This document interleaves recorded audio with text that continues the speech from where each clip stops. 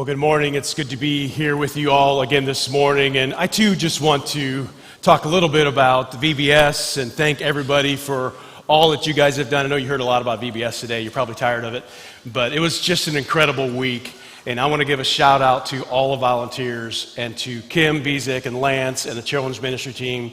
You guys do an incredible job. I don't even know who's all on the children's ministry team. But you guys do an incredible job. And those that decorated the church, you guys should have came and saw it. It was incredible what all they did. There was a lot of energy put into making this week happen and to make it a great event. And the energy that the kids had when they came in here as they see that was just awesome.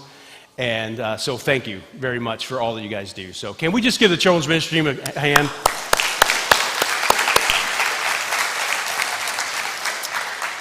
And I also want to just, for the children's memory and for those that memorize all those verses, incredible.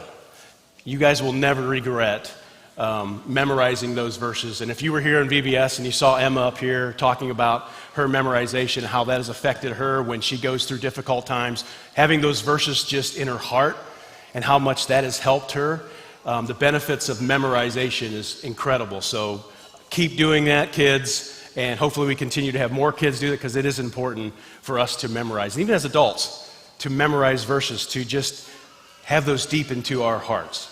So I want to thank those that, I think, who was it? That Brenda and Brittany for running that. So thank you for that and for all you kids for just doing the hard work and memorization. So awesome. It was an incredible week. So this morning we are closing out our sermon series in Joshua. And it's been an incredible series for me to be able to teach and preach this to you. It also has been incredible just to see how God's hand works in the lives of believers. I think often we think of God as like this, some idea, some concept that's just out there. And even when we pray to Him, it's hard for us to understand it sometimes. And it just seems like He's distant. And it's an idea and a concept that we're praying to. But here in Joshua, we're seeing that He is personal, that He's involved in our lives, in your life, that He cares deeply about what is going on in your life. Whatever it is that you're facing, He cares about it. And He's faithful in it. He's going to walk with you through the difficulties that you're facing. So Joshua has just taught me so much about God and who He is and how He cares about the small things in my life, the difficult things in my life. This morning, if you see me walk around and I seem like I'm maybe a little bit stiff and sore, it's because I am. I was shot by multiple people in this congregation yesterday. And we played paintball together, so we had a great time, but I am extremely sore and stiff, and I've got some welts all over me. But it was so much fun doing that with my son and a couple other guys from here. Sorry, I had a rabbit trail there. So if you want to turn to your Bibles and turn to Joshua chapter 24, we will get into this. We started this series with the Israelites on the wrong side of the Jordan River, looking across at the Promised Land, probably wondering, was God's promises to us ever going to come true? Are we ever going to experience God's promises? And maybe you're here this morning and you feel like you're on the other side of the Jordan River and you're looking across and you're wondering if God's promises for you are ever going to come true? Are they ever going to take place? Am I ever going to experience the abundant life that God has promised to us?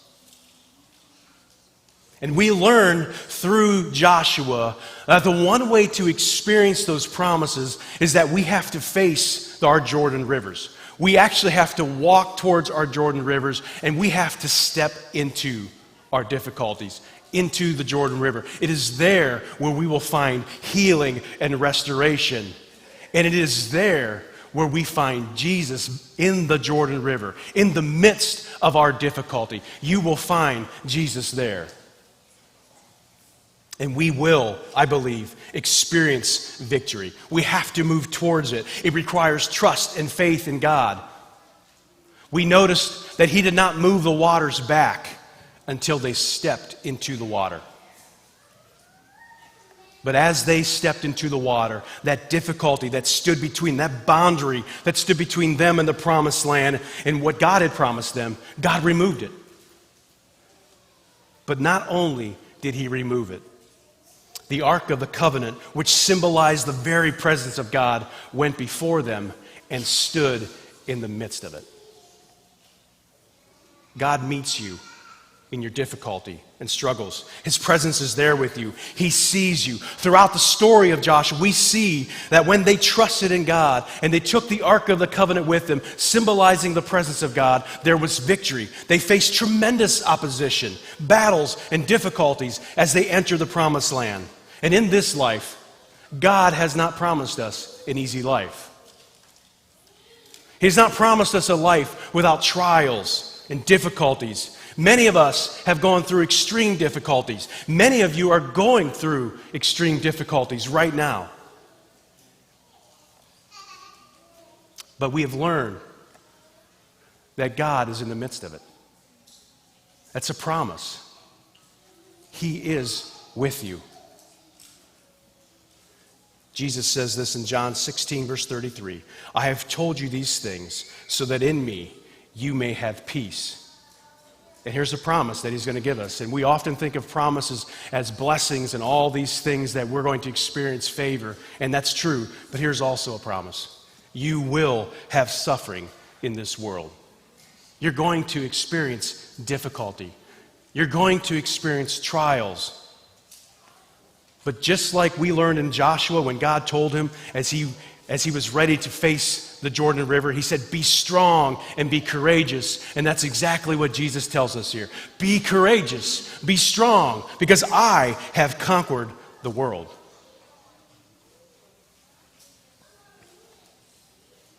Take heart, be strong and courageous. Our hope is that no matter what happens, Jesus is back from the dead. My friends, he's king over the world, over the universe itself. His kingdom is here and it's coming. And no matter what you face, whether your life is easy or you're facing incredible difficulties right now, whether your dreams come true or you face crushing disappointment, no matter what it is, God is with you. You are not alone. He knows suffering better than anyone. He experienced suffering. And if you turn over this morning, this week, if you turn that all over, all your broken pieces of your life to Jesus, he has the ability and he will take those broken pieces of your life and turn it into something beautiful. He has the ability to take what is evil and turn it into good. And that's what we see in this story all the way through Joshua. I think sometimes we think, as we read the story of Joshua and we see God's hand working and moving in their lives, incredible miracles, as they just showed up and walls fell down and the sun stood still and there was hail that flew down and God did all these amazing things, that somehow it was fairly easy for them. Right? They just walked across the Jordan River. The river parted and they walked through it and they were on the other side. And yeah, they faced some things, but God always showed up. And somehow we have this idea in our mind that it was easy. It was incredibly, incredibly difficult. They faced immense opposition. They faced immense fear within themselves. What they struggled with, it was hard. Yes, God did show up. But don't get this idea in your head that it was easy for them, because it wasn't. It was as hard for them as it is for you and I today, whatever it is that you're facing. But God showed up. He always shows up. He is always, always faithful. Always. Joshua 24, verse 1. I'm going to read that. Joshua assembled all the tribes of Israel at Shechem and summoned Israel's elders, leaders, judges, and officers, and they presented themselves before God. Shechem was a historical place. It was an incredible place. It was the place where God led Abraham to, and it was the place there where God told Abraham, I will give you this land. It was the first time that Abraham heard that. I will give this land to your offspring. Right under the oak tree at Shechem. And Abraham makes an altar and he worships God there. Jacob comes to Shechem in Genesis chapter 33. He buys some land and he also builds an altar, and he names the altar the Mighty God of Israel. Later in chapter 35, he, in Shechem, under the oak tree, pleads with his family to get rid of the idols that they had in their homes. And he takes their idols and he buries them under the oak tree at Shechem. Shechem was where Joshua, after the battle and victory at Ai, he had the people stand on each side of the valley, one on this mountain and one on that mountain, and repeat the blessing and curses of the law.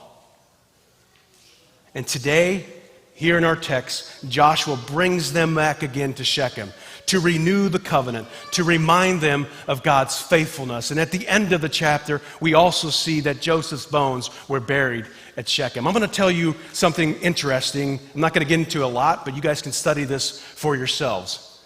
Jesus, when he meets the woman at the well, the woman that had 5 husbands and was living with another man, the Samaritans, if you remember, if you have done study, they were Joseph's descendants. Assyria had came in and captured them, and they became half Jew and half Syrian, and so they were Samaritans. The Jews hated them because they weren't pure, but they were Joseph's descendants. And Jesus shows up at the well, and he talks to a woman. He talks to her about worshiping God. And he talks to her about all these things, about you will worship God in spirit and in truth. He spends time with her. He tells her all the things that she has done. She believes in him. That was at Shechem. It was at Jacob's well. I think, as I study this, that Jesus was somehow reminding the Samaritans that he hadn't forgot about them. And that he was restoring the covenant to them, that God is faithful to them. And it's a reminder again to us that God never, ever, ever forgets his people. He shows up, he sees you, and he cares for you right where you are at. Let's continue reading here in Joshua. I'm going to read from verses 2 to 13. Joshua said to all the people, "This is what the Lord, the God of Israel, says. Long ago your ancestors, including Terah, the father of Abraham and Nahor, lived beyond the Euphrates River and worshipped other gods. But I took your father Abraham from the region beyond the Euphrates River, led them throughout the land of Canaan, and multiplied his descendants. I gave him Isaac. And to Isaac I gave Jacob and Esau. I gave the hill country of Seir to Esau as a possession. Jacob and his sons, however, went down to Egypt. I sent Moses and Aaron, and I defeated Egypt by what I did within it. And afterward, I brought you out. When I brought your ancestors out of Egypt and you reached the Red Sea, the Egyptians pursued your ancestors with chariots and horsemen as far as the sea. Your ancestors cried out to the Lord, so he put darkness between you and the Egyptians and brought the sea over them, engulfing them. Your own eyes saw what I did to Egypt. And after that, you lived in the wilderness a long time. Later, I brought you to the land of the Amorites, who lived beyond the Jordan. They fought against you, but I handed them over to you. You possessed their land, and I annihilated them before you. Balak, son of Zippor, king of Moab, set out to fight against Israel. He sent for Balaam, son of Beor, to curse you, but I would not listen to Balaam. Instead, he repeatedly blessed you, and I rescued you from him. You then crossed the Jordan and came to Jericho. Jericho's citizens, as well as the Amorites, Perizzites, Canaanites, Hethites, Girgashites, Hivites, and Jebusites, fought against you, but I handed them over to you. I sent hornets ahead of you, and they drove out the 2 Amorite kings before you. It was not by your sword or bow. I gave you land you did not labor for, and cities you did not build. Though you live in them, you are eating from vineyards and olive groves you did not plant. So here, set the context here. Joshua is old. We know that he died at 110 at the end of the passage here. So I don't know exactly how old he is here, but somewhere close to that age. So he is old.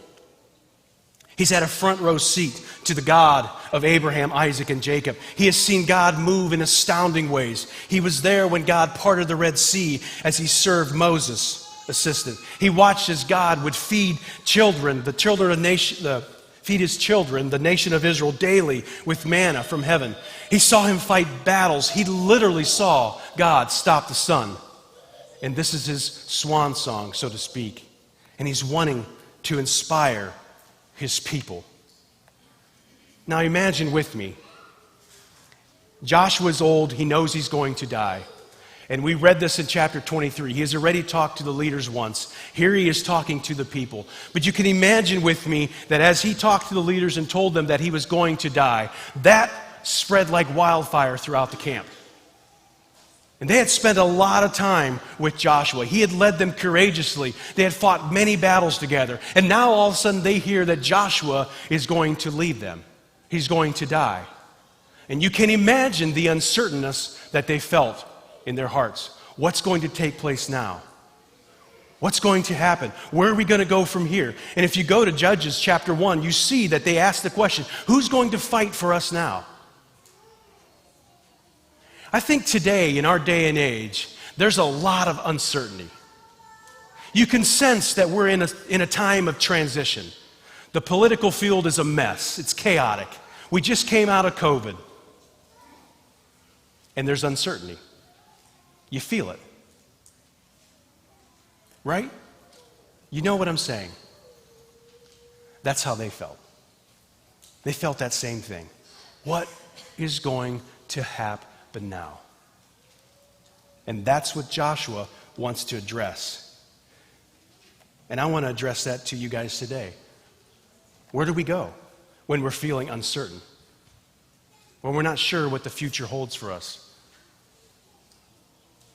When you find all kinds of news on the media or all kinds of stuff on the news and you're not sure what to believe, what do we need to go back to? We go back to something that is sure, that is certain. And that's exactly what Joshua does. He takes them right back and reminds them of God's faithfulness. Over and over and over and over again, we need to be reminded of God's faithfulness in our lives. We always talk about don't live in your past. And that's true. But we need to constantly go back and remember all that God has done for us in our lives. Remember what Jesus has done. Remember the cross. Remember the resurrection. Over and over again, we need to be reminded about it. And this is what Joshua does. Watch it in our text. He spends what he does on here in the opening 13 verses, just recounting the faithfulness of God. And he's telling them in here that you're also part of something so much bigger. Listen to what he says. I took your father. I gave him Isaac. This is God speaking through Joshua. I gave him Jacob and Esau. I gave Esau the hill country. I sent Moses and Aaron. I brought you out. I brought your fathers out. I brought you out on the land. I gave them into your hand. I destroyed them. I would not listen. I delivered you out of his hand. I gave them into your hand. I sent the hornet before you. I gave you land. Let's get something straight. It wasn't them. It was God. God did it all.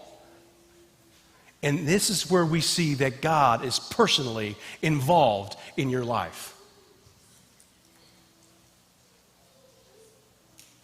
He's working on your behalf. He knows what you're going through.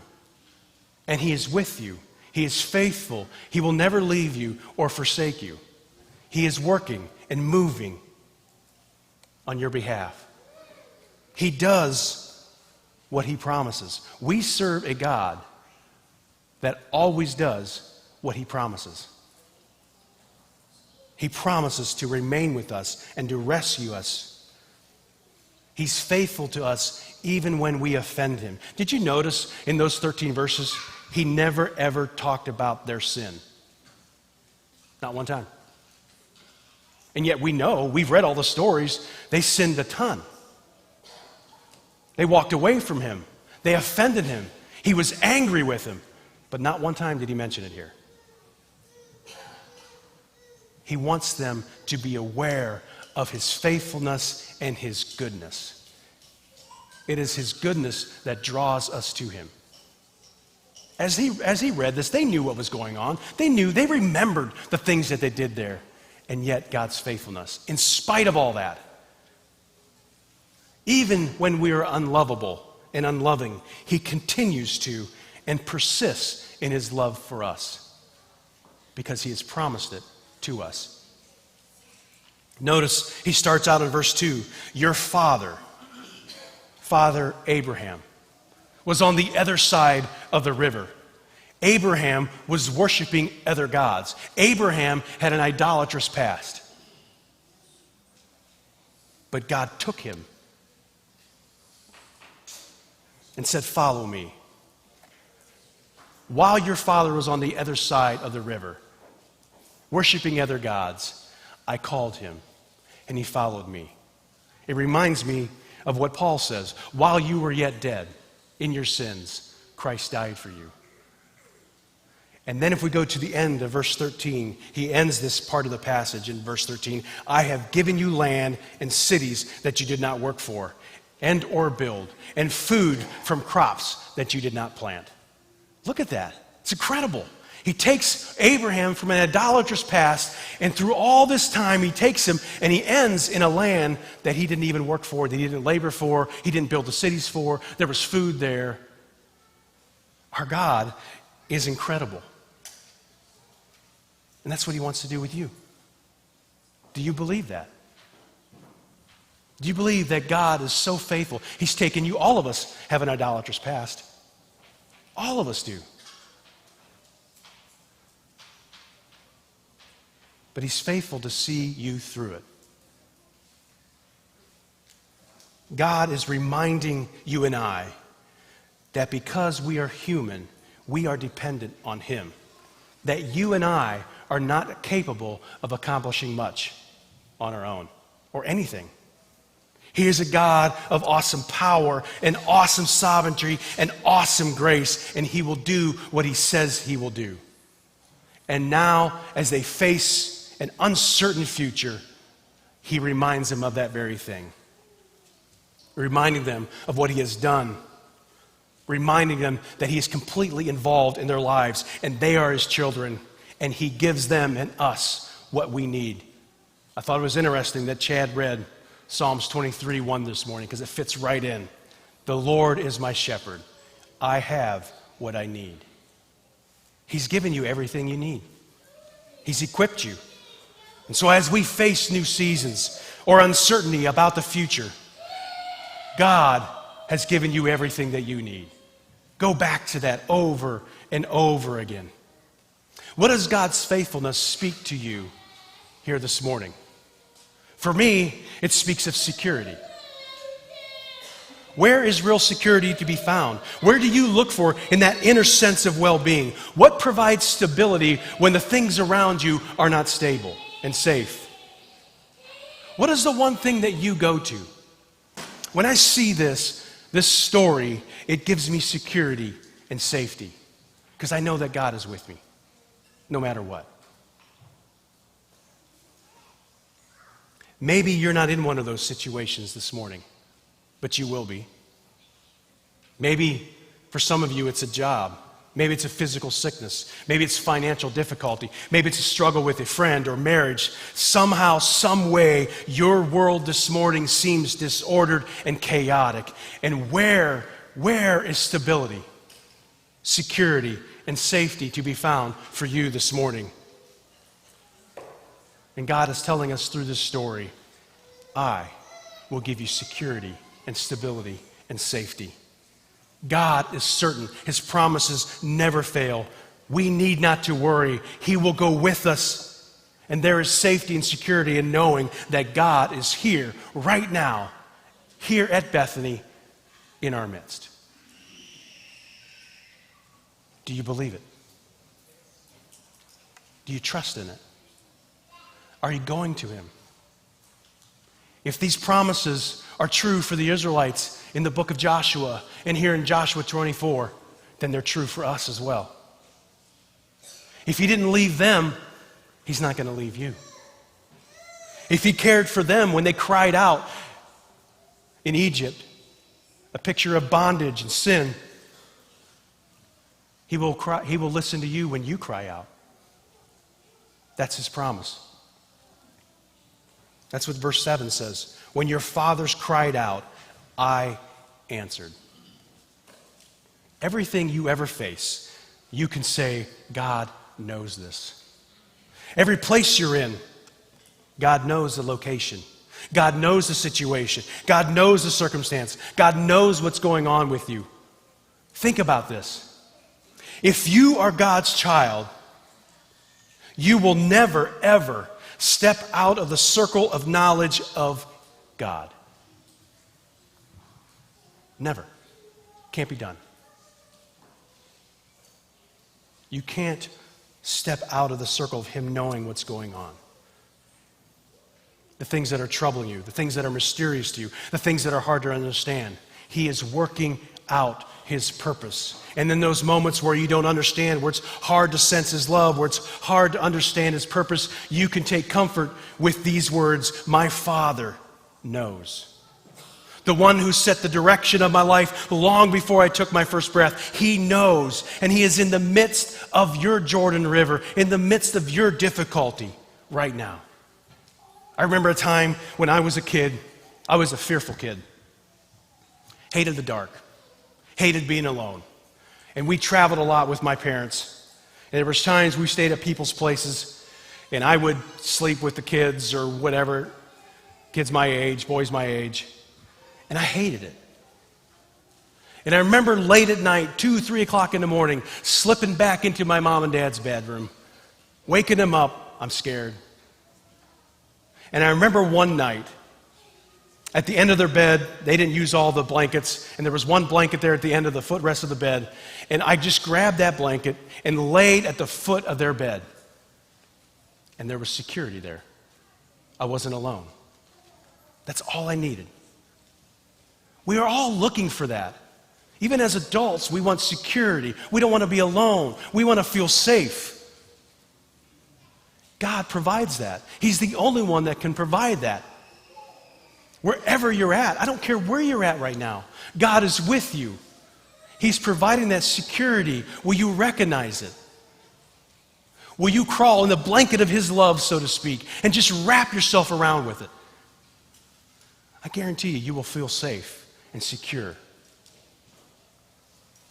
That's what God provides. Security. God's faithfulness gives us power over sin. In this passage, we see God directly involved in their battles with the enemy. And it's a picture of spiritual warfare that we go through right now in this life. And what we see here is grace, his divine influence on their lives, on their behalf, in order to ensure victory.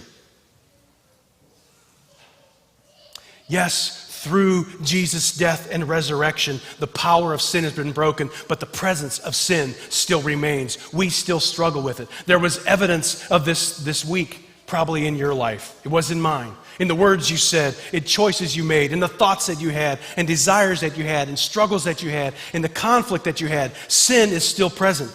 Maybe in private moments this week, maybe in public moments, you demonstrated to the world, to yourself, to your spouse, that sin still remains. But as in this passage, God fought for them, gave them the power to have victory over their enemies. And today, he has sent his Spirit to live in you. His very presence is within you to give you grace and the power to overcome sin. Doesn't mean you'll never ever sin, but he's given you what you need to overcome it. If you are God's child, your Savior has come to you in the presence of his Spirit, and he lives within you. Paul says in Galatians 5 that the Spirit battles with your sinful nature. There is a warrior spirit battling on your behalf this morning. You're not just a person who struggles with sin. If you're a God's child, you are progressively being transformed by grace. Do you hear that? He is transforming you by grace. He was transforming them. He took them from an idolatrous past and took them to land that they didn't do anything for.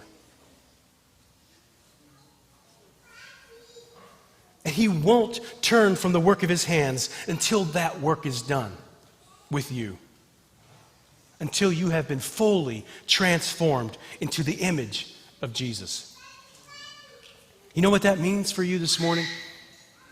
It means there's hope for your marriage because the transforming power of the Spirit of God is working on your behalf. There's hope for difficult friendship. There's hope for struggles with thoughts and desires. There's hope for sins that you seem unable to defeat. You are not in this war alone. God has come to you, and He lives inside of you, and He battles on your behalf, transforming you by His grace. You are the son or daughter of a father who knows because he has written your story. You are the object of his perseverance, his unyielding, transforming grace, and he will not relent until that work is done. Do you believe that? Do you believe it enough that you will turn to him and allow him and surrender to him? Because that's the next step here. Here's our response to his faithfulness. When we recognize his faithfulness in our lives, Joshua says this, verse 14, "Therefore, in light of this, in light of God's faithfulness, fear the Lord and worship him in sincerity and truth. Get rid of the gods your ancestors worshiped beyond the Euphrates River and in Egypt and worship the Lord." In light of God's faithfulness, he challenges them to worship God. And I challenge you here this morning, in light of his faithfulness in our lives, worship God. Get rid of the idols. It's hard to imagine that after all these years, after all they had gone through, and what they had seen, the sun stand still, and all these miracles, that they still had idols. They still possessed idols. And we think, are you crazy? And yet, let's be honest. We have seen God move in tremendous ways in our own lives, in our churches, in your family's life, in your parents' life. You have seen tremendous things, and yet we still struggle with idols. We do.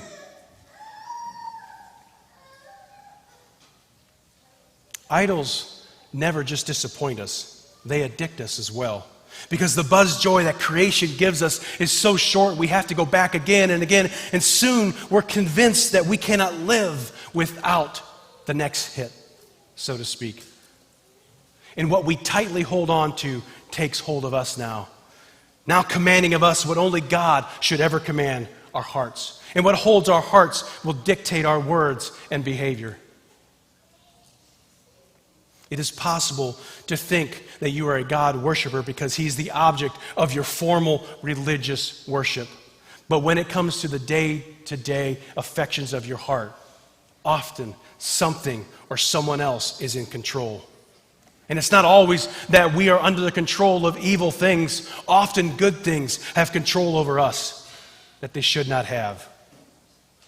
As one pastor says, we let what matters more matter most. It's not that they're not bad things, but they don't matter the most. But yet we often let those things matter most. And we need to get rid of the idols in our lives as they keep us from experiencing victory and the blessings and the favor that God wants to bestow on us.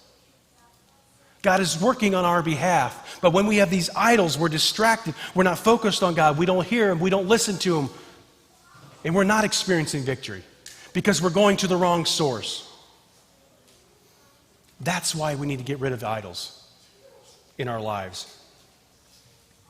And so Joshua places before the Israelites a choice. And you and I have a choice too.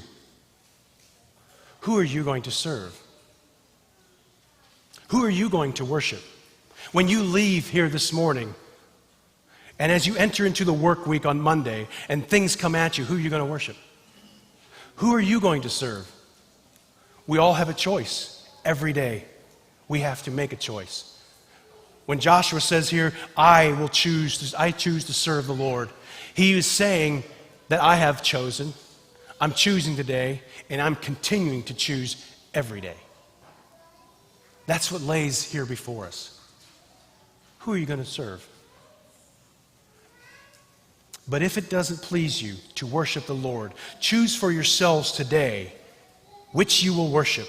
The gods of your ancestors, who they worship beyond the Euphrates River, or the gods of the Amorites in whose land you are living. As for me and my family, we will worship the Lord. The people replied, we will certainly not abandon the Lord to worship other gods. For the Lord our God brought us and our ancestors out of the land of Egypt, out of the place of slavery, and performed these great signs before our eyes. He also protected us all along the way we went, and among all the peoples whose lands we traveled through. The Lord drove out before us all the peoples, including the Amorites who lived in the land.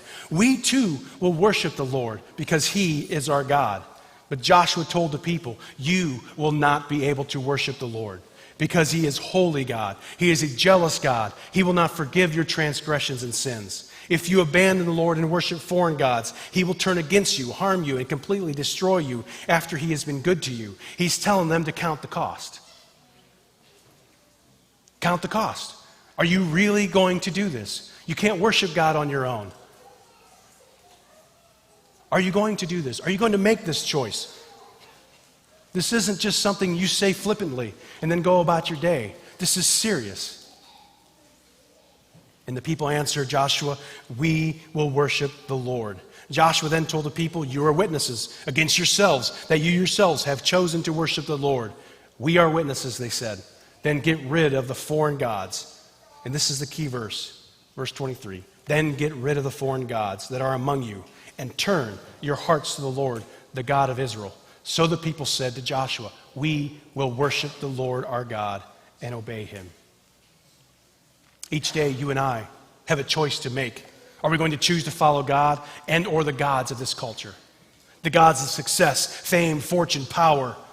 Those gods leave us empty, void of peace, hope, and security. They give us no victory over sin. And God here is calling them and calling you and I to action in light of his faithfulness. What he's asking is for us to recognize his faithfulness in the verse 13 verses. And in light of that, worship him. But the action that he is really calling you and I to here this morning is surrender. That's the choice. Are you going to surrender to God, or are you going to try to do this all on your own?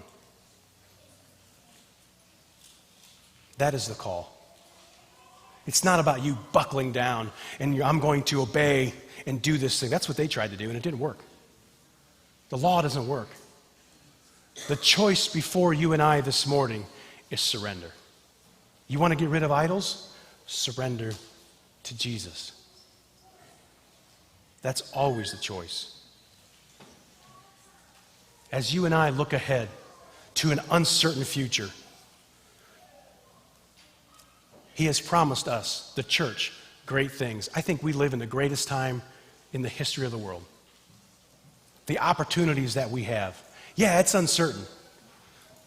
But I believe we have so many opportunities. The question is, are you going to surrender to God and allow him to work and move in your life? And when we do, we are going to see victories and blessings that are going to blow your mind.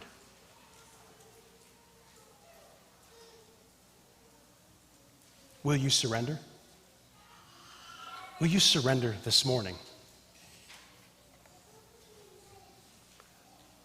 He has promised us he will never leave us. Praise him, you guys, come on up. He has promised us a future eternity of him where we will see him face to face. He has promised to restore all things as they were meant to be. One day, we will live in a garden-like city, and it's going to be incredible. It's going to be awesome.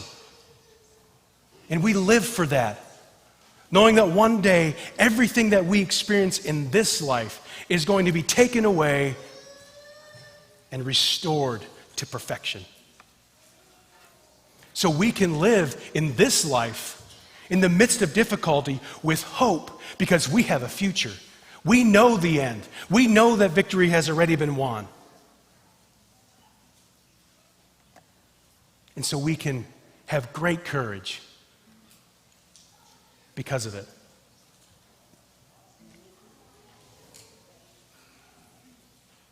So who will you choose today? Will you surrender your life? Will you open up your pain, your difficulty, your Jordan River to Jesus and watch for Jesus to do something beautiful in and through your suffering? Maybe we should stop asking the question, why? Why am I experiencing this? And start asking the question, what is Jesus doing in it and through it? Because I guarantee you that he's doing something in it. It doesn't take away the pain, the struggle, the trauma, whatever you're feeling. It doesn't take that away completely. You still feel those things, but start asking the questions, what is God doing? What is he teaching me through it? And don't just watch for Jesus to do something in it. Join him. Step into the Jordan River of your difficulty. Find Jesus there in the midst of it all and leverage all of your suffering for what Jesus is doing in your life and in the world. And watch him work. Allow him. Surrender yourself to him. And remember, we know the end of the story. A day is coming, like I said, when God puts out the fire of sin, betrayal, abuse, death, loss, and everything in between, and it's finally fully gone forever. So no matter how bad you're suffering, it's on this side of the resurrection. And I know for some of you it's incredible. Know this, that life is temporary. That doesn't make it easy, but life is temporary. Your life now is 30, 40, 50, 60, 80 years old, is a blip on a line that is stretching into eternity as a follower of Jesus. This life is not all there is. And you have to say that to yourself over and over and over again. This life is not all there is. There is a life that is coming that is not less real, but more real. And it's not just me up in heaven forever. It's me here on earth living the life that God intended for me all along. And I'll close with this. Know this, that the hard knocks of life are the crucible where Jesus does some of his best work. And it's hard.